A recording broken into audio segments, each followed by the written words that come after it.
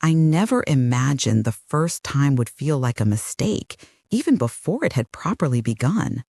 It wasn't planned. It wasn't whispered into existence by long stares or coded messages. It arrived suddenly, like a door slamming in a silent house.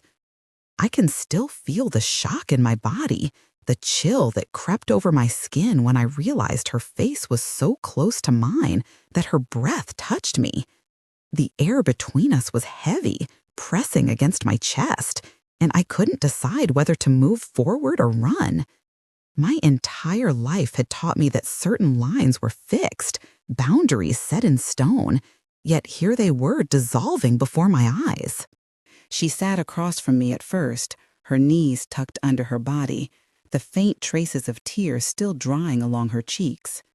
The room smelled of dust and cardboard, the residue of her moving out, as though grief itself had settled in the corners. I reached out instinctively, meaning only to comfort, to hold her hand in a way that felt safe and neutral. But the moment our fingers touched, there was nothing neutral about it. A jolt moved through me, hot and immediate, settling low in my stomach. I withdrew too quickly, but not before seeing something flicker in her eyes, something that looked too much like recognition. I tried to bury the sensation beneath 1,000 rationalizations. She was vulnerable, she was hurting, she needed someone steady. I told myself I was there only to catch her from falling too deep into despair. But underneath those thoughts pulsed another rhythm, one I couldn't silence no matter how hard I tried. The truth was uncoiling inside me, sharp and undeniable. I wanted to touch her, not as a sister's ex, not as a friend, but as a woman. That desire frightened me more than anything, because once named, it would never return to its hiding place. She shifted closer without warning, closing the small gap between us. Her thigh brushed against mine, a subtle, nearly invisible movement, yet it set every nerve in my body alight. I stared down at the floor, tracing the pattern of the worn carpet, hoping it would ground me. But her nearness was overwhelming. Her warmth seeped into me, her scent dristed around me, and I could no longer pretend it was just my imagination. My pulse quickened, pounding so loudly in my ears, it drowned out the quiet hum of the refrigerator down the hall. I told myself I should leave, that I should stand up and invent an excuse to step outside, breathe fresh air, collect myself. Yet I didn't move. Something in me resisted, something old and hidden, something that had been waiting for this moment without my permission. My body leaned ever so slightly toward her, betraying the warnings in my head. I could feel the weight of her gaze on my face, lingering, deliberate. The silence stretched long and tense, thick with meaning we both refused to voice. It was the kind of silence that demanded to be broken, not by words, but by something more dangerous. Her hand reached for mine again, slower this time, as if testing the waters we both pretended didn't exist. I froze, torn between instinct and restraint.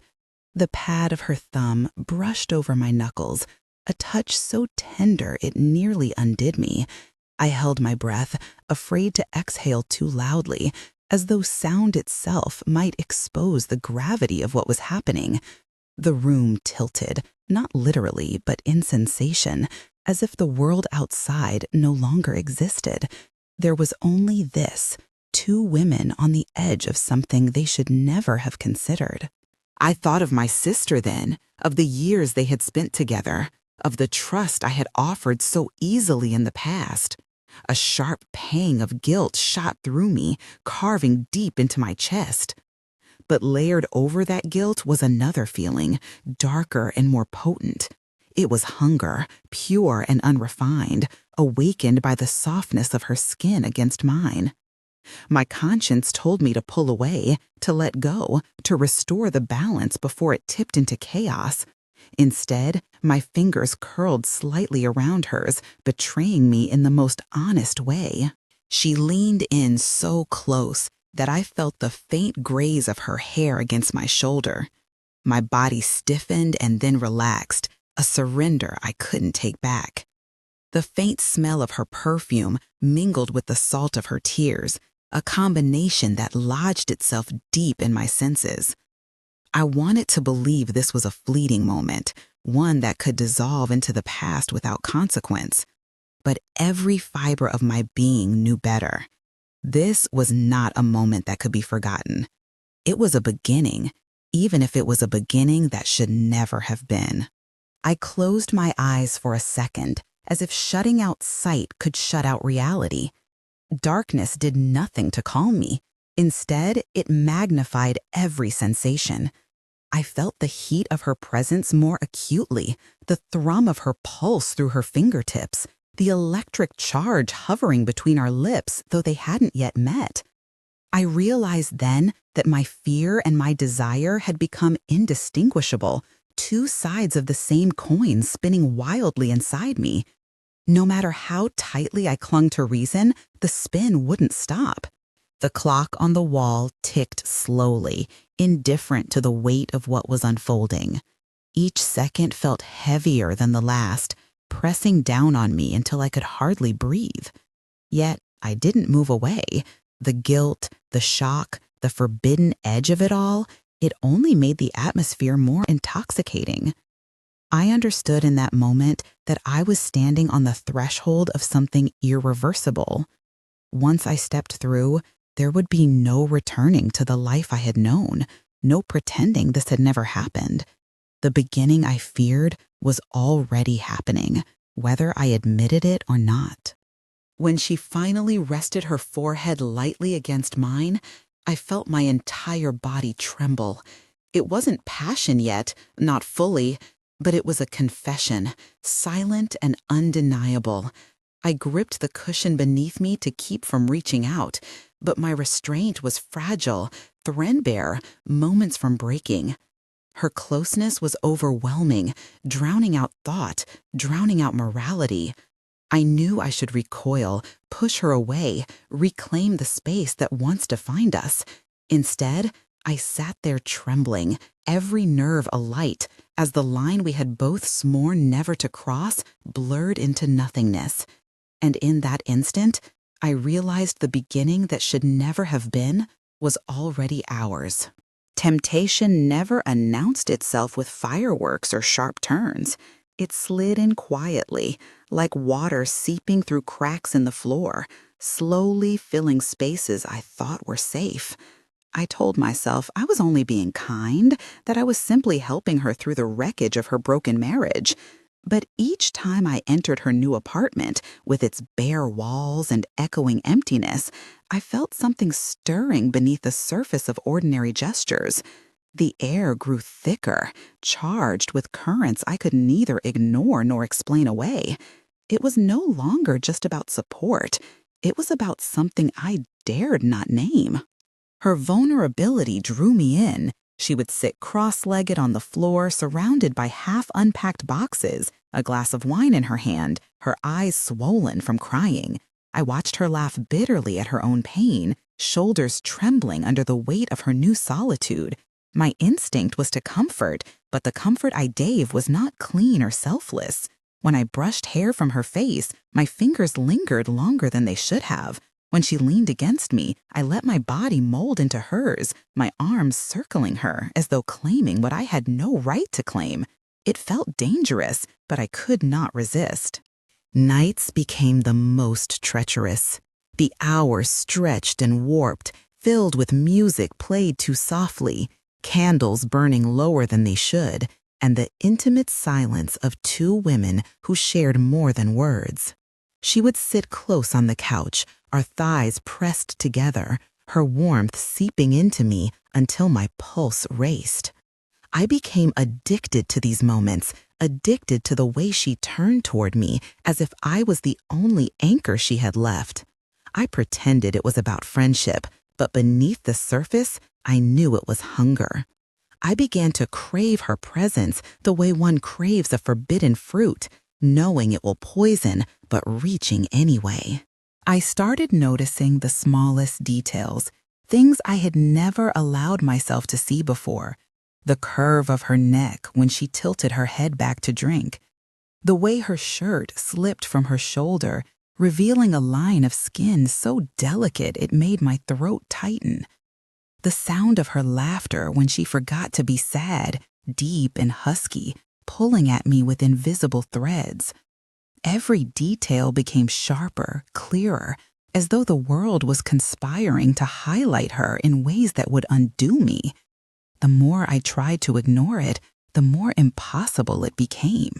She left traces of herself scattered everywhere, and I collected them like treasures. A sweater draped carelessly over my chair, its fabric holding her scent. A lipstick smudge on a wine glass I hadn't washed.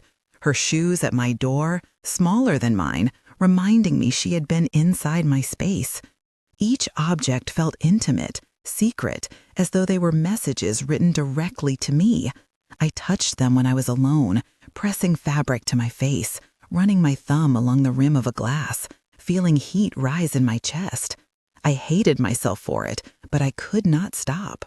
The physical closeness grew bolder. She would stretch out across the couch, her legs draped across my lap as if it were the most natural thing in the world. I would rest my hand lightly against her calf, pretending absent-mindedness while my pulse thundered in my ears. She never pulled away. Sometimes she even shifted closer, letting her foot graze my thigh, her toes curling slightly as though testing me. The casualness of it was the worst kind of torment. It made every touch feel both accidental and deliberate, leaving me trapped in a haze of uncertainty and desire. Wine blurred the edges further. On evenings when the bottles emptied faster than we expected, she would lean into me, her head resting against my shoulder, her breath warm on my skin. I would sit motionless, afraid to move, afraid to reveal how badly I wanted to turn my face toward hers. The heat of her body against mine was a temptation almost unbearable, every exhale drawing me closer to collapse. I told myself she was drunk, fragile, lost. But deep down, I knew I was the one in danger. My restraint was cracking, piece by piece, with every glass we shared. Dreams began to betray me. I would wake in the middle of the night, sweating, my body throbbing with images of her mouth, her hands, her voice whispering things I had never actually heard. The dreams clung to me in daylight, haunting me as I folded laundry or stirred coffee, every mundane act infected with secret longing. When she entered a room, I felt the dream bleed into reality, my chest tightening with the fear that my desire was written plainly across my face. I avoided mirrors because they reflected too much truth, showing me a woman already consumed by temptation. One evening, the line nearly snapped.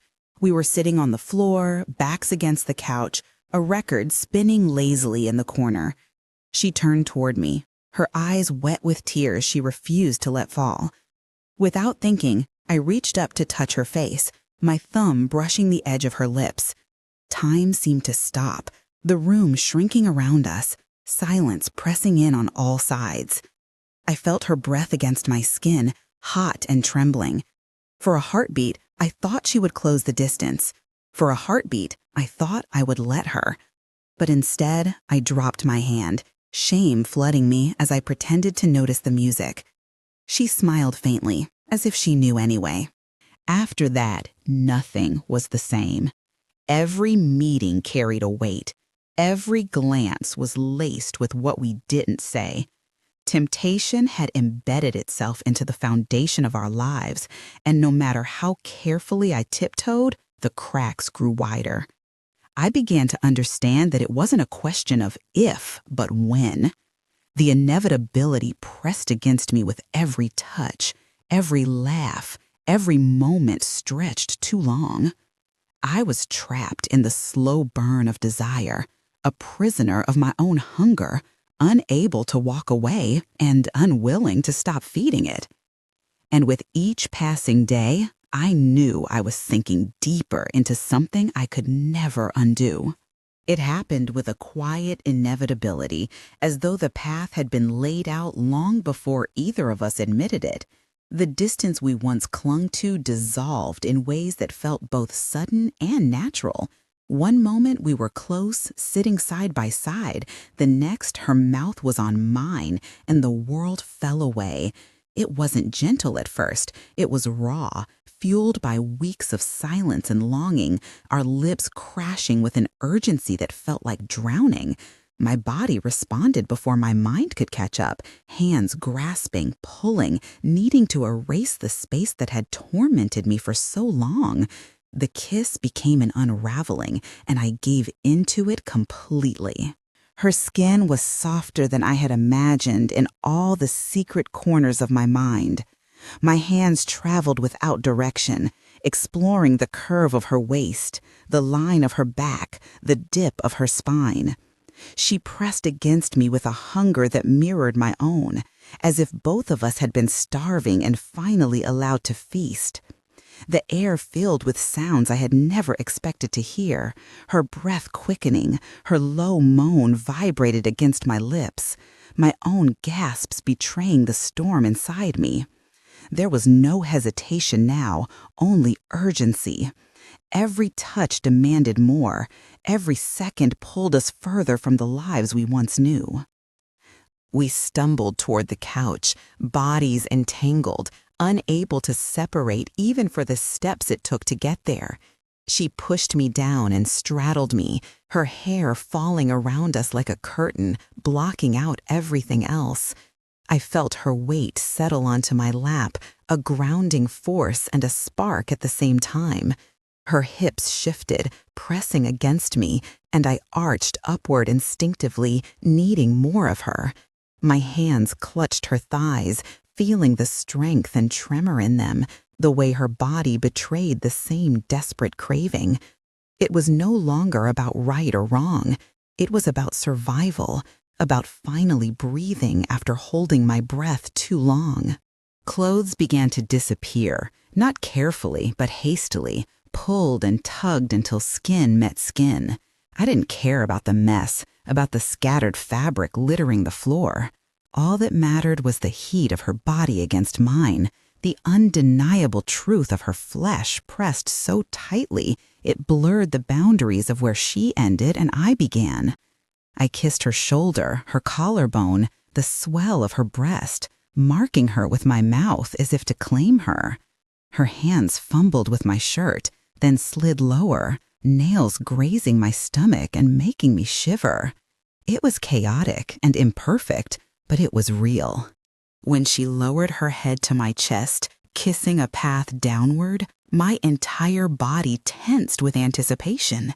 Her mouth moved over me with reverence and desperation, a worship I had never known but instantly craved more of.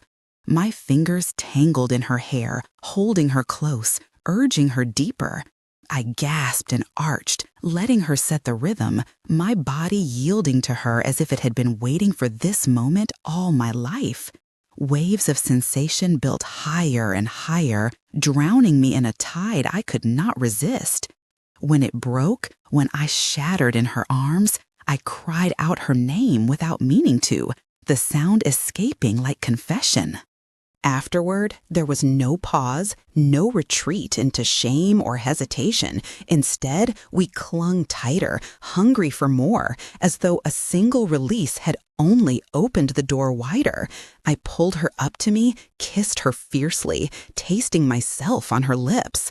My hands slid down, exploring her, learning the places that made her tremble, the spots that drew sounds from her throat that I had never heard before. I wanted to give her what she had given me, to watch her unravel as I had, to feel her body break open against mine. When her climax came, it shook through her in waves, her body collapsing against me, her breath ragged, her heartbeat wild. We lay there tangled, sweat cooling on our skin, hearts racing in rhythm.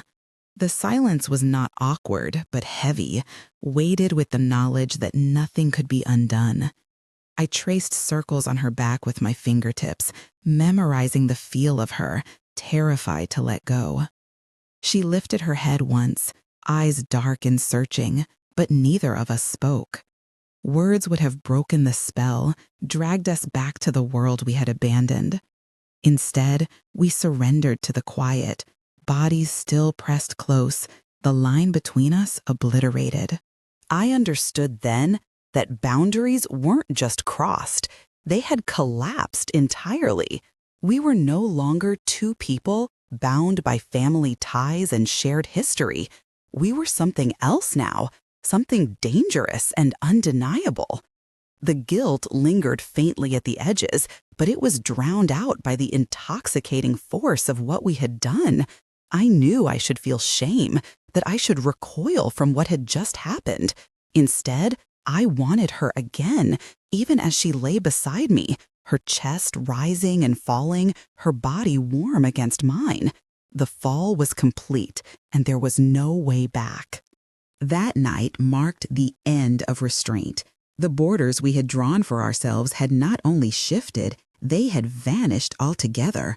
What began as comfort had become something feral, something consuming.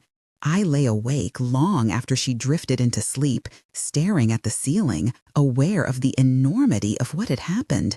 My body still hummed with her touch, my lips still burned from her kiss. And though fear gnawed at me, though guilt whispered relentlessly, a deeper truth roared louder inside me. I had tasted her, and I would never let myself forget it. Jealousy did not arrive with an explosion. It came slowly, creeping into the corners of my mind, settling there like a shadow that refused to leave. In the beginning, I ignored it, convincing myself that what we shared was untouchable, shielded from the ghosts of her past. But the truth was sharper than denial. She carried pieces of her old life into our new one, and every fragment cut me in ways I wasn't ready to admit. What had once been passion began to tremble under the weight of suspicion. It started with the phone calls. She would step into the other room, her voice lowered, words too soft to catch. I told myself it was nothing, that she was simply tying loose ends, but each muffled syllable pressed harder against my chest. I imagined the voice on the other end, familiar, intimate, someone she had once promised forever to. My stomach twisted with images I could not stop, her smiling at the sound of another voice, her remembering what once was. I sat frozen, hating myself for listening, hating her for speaking, hating the silence that followed when she returned as if nothing had happened. Objects betrayed her more than words did. A shirt folded neatly in her drawer that didn't belong to her. A necklace I had seen her wear on anniversaries that were not mine. A wedding photo tucked into a box she claimed was just storage. Each discovery felt like a reminder that I was not the first, not even close, that I had stepped into a story still haunted by the presence of someone else.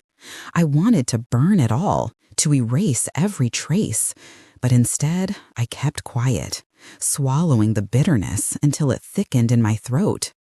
My silence became poison, eating at me slowly, relentlessly.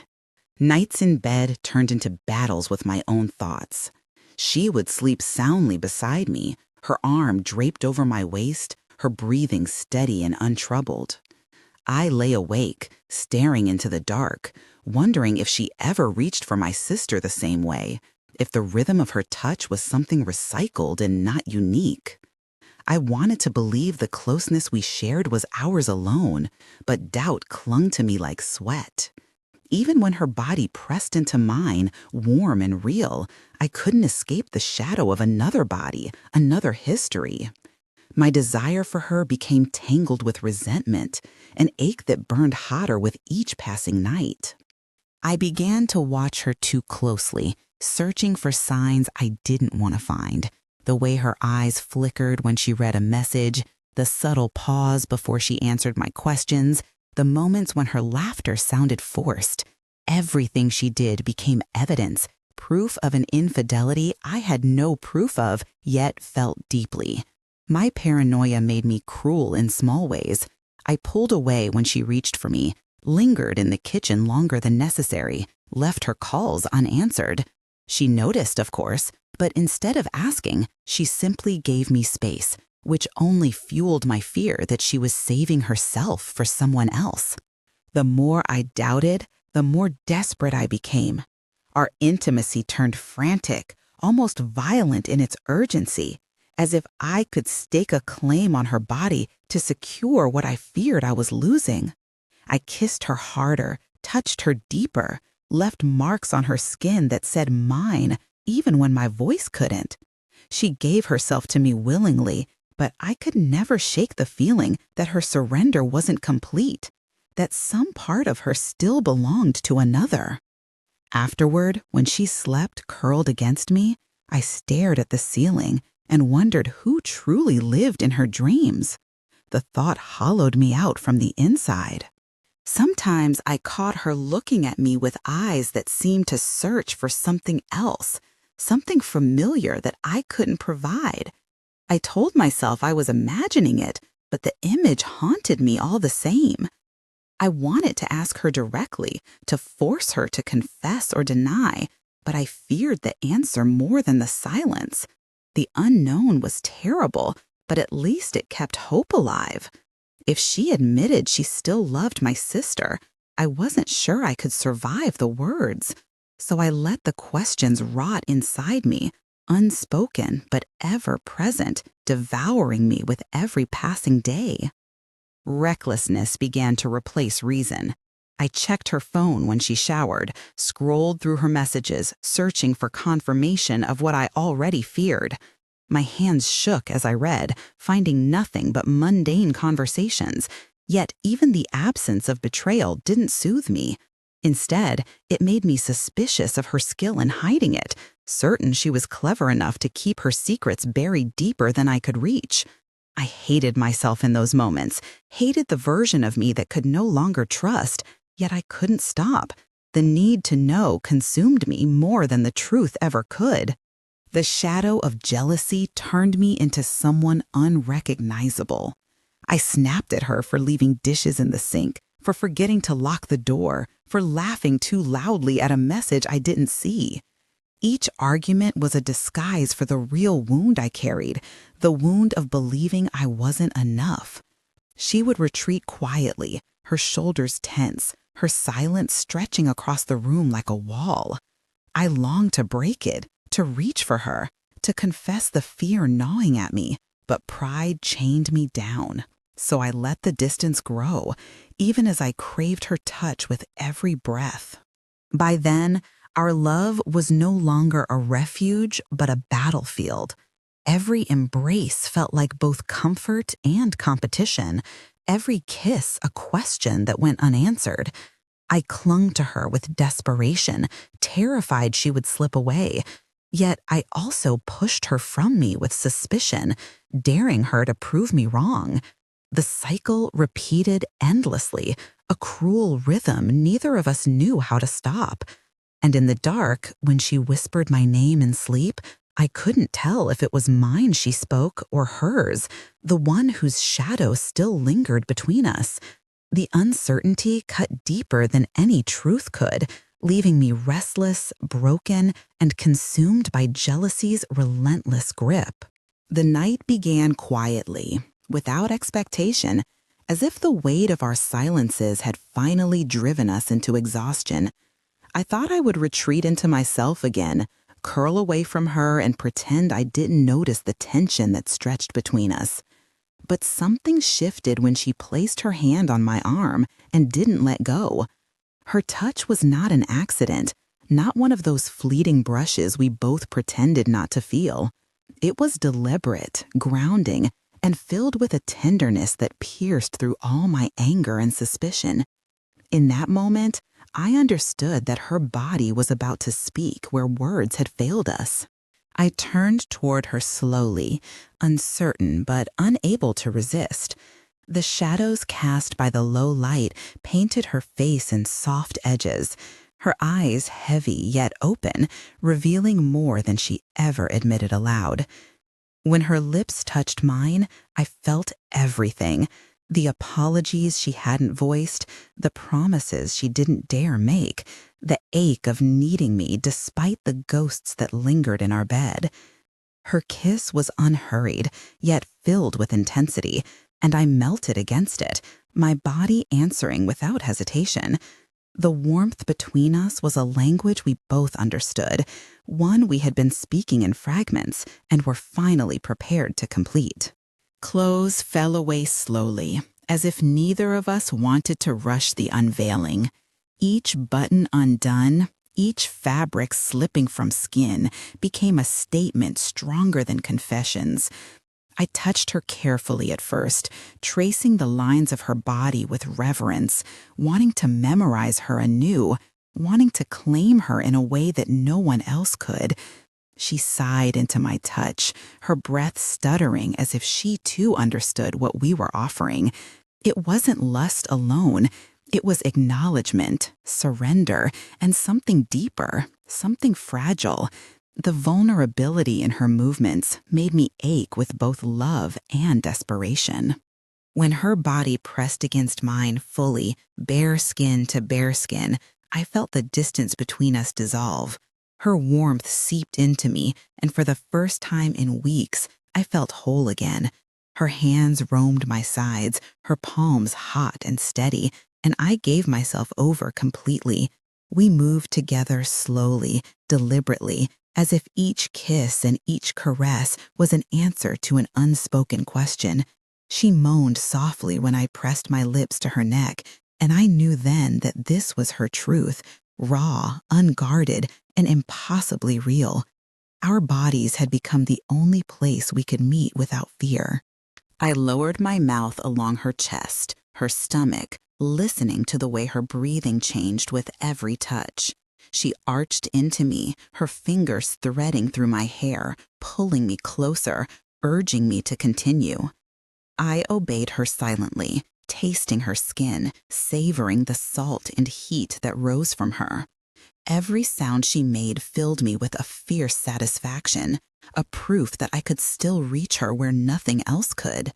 Her thighs trembled when I touched her more intimately, and I felt her body give way under my hands, opening to me as though she had been waiting for this exact surrender. The way she unraveled was beautiful, almost painful in its intensity. Her breath hitched, her hips rose, her body begged for more without words. I gave everything, my lips and hands working in rhythm, drawing out her cries until she finally shattered, clinging to me with a desperation that left marks on my skin. In her release, I saw more than pleasure. I saw confession.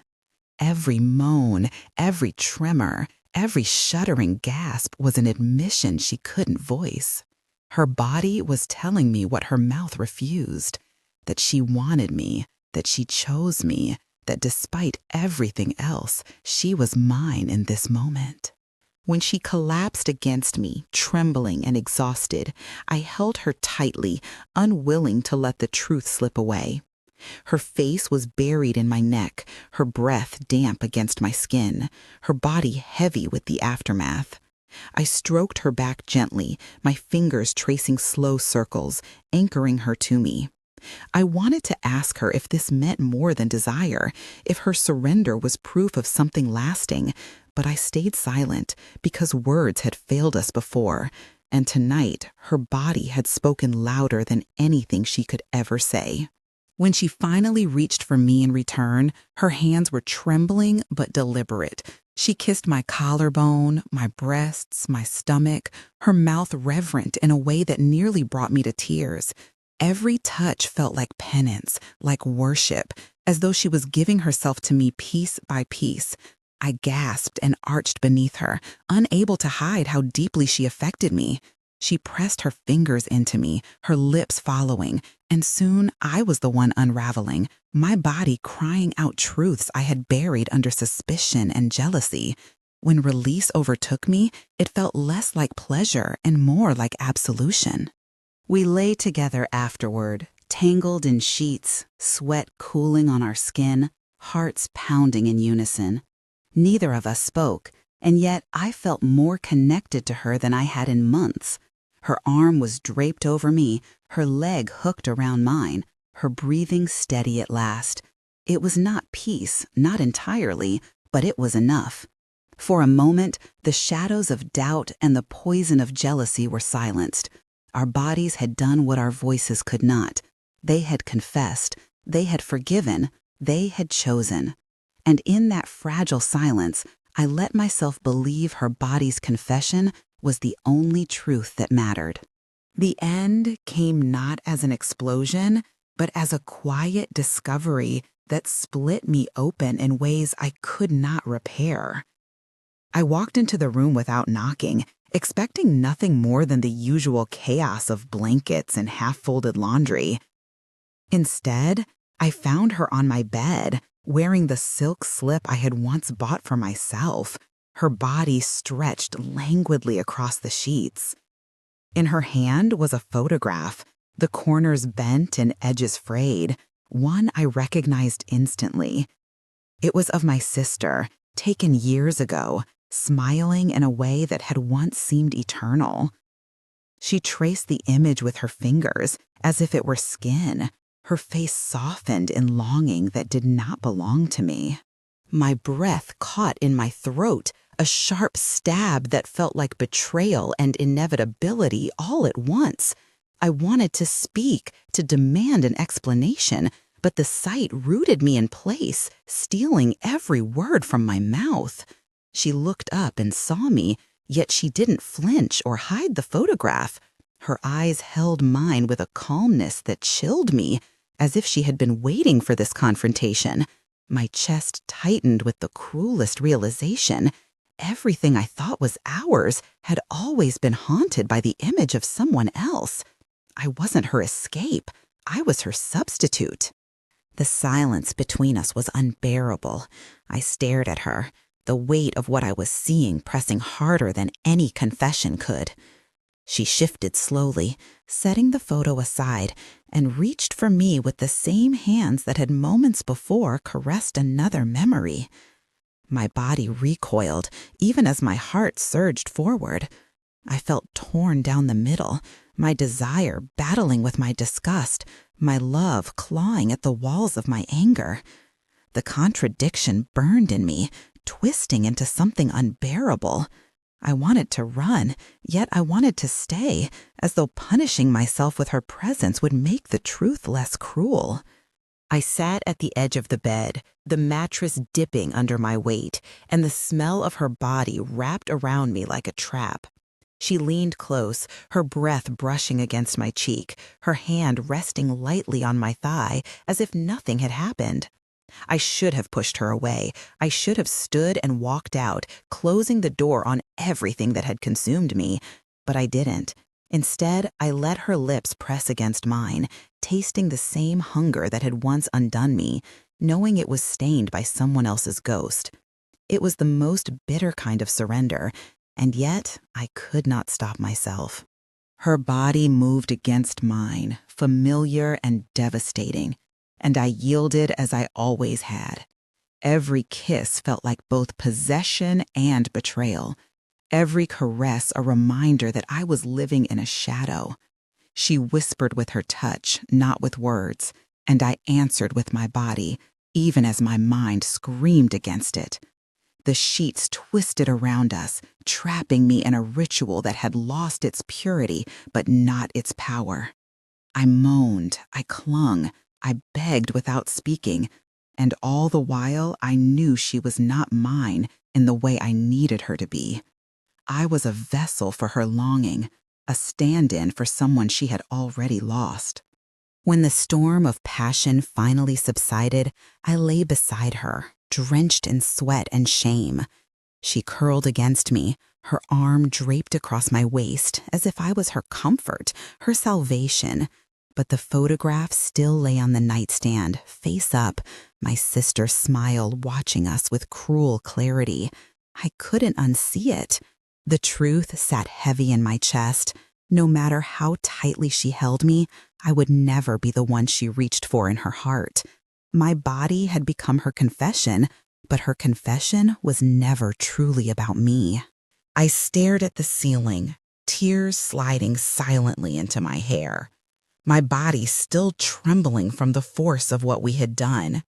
I wanted to believe it was love, wanted to cling to the illusion that had carried us this far.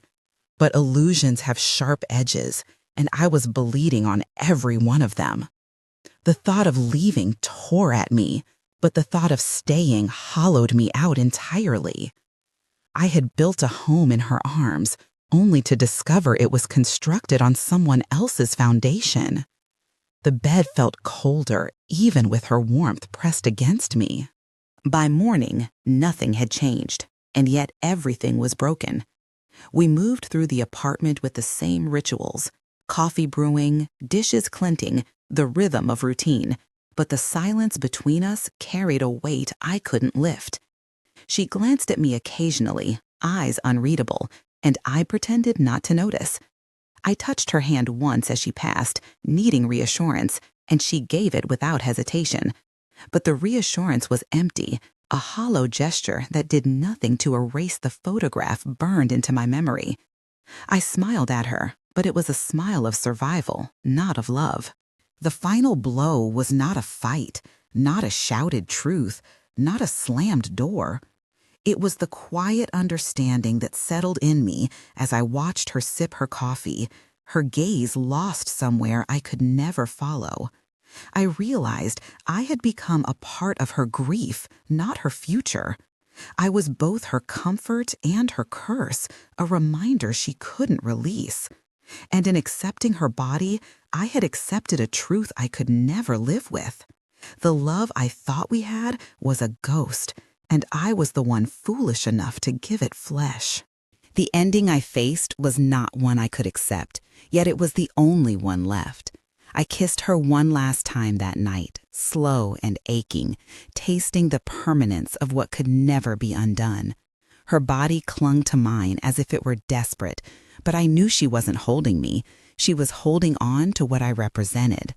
I lay beside her afterward, her head on my chest, her breath steady as she slept, and I stared into the dark.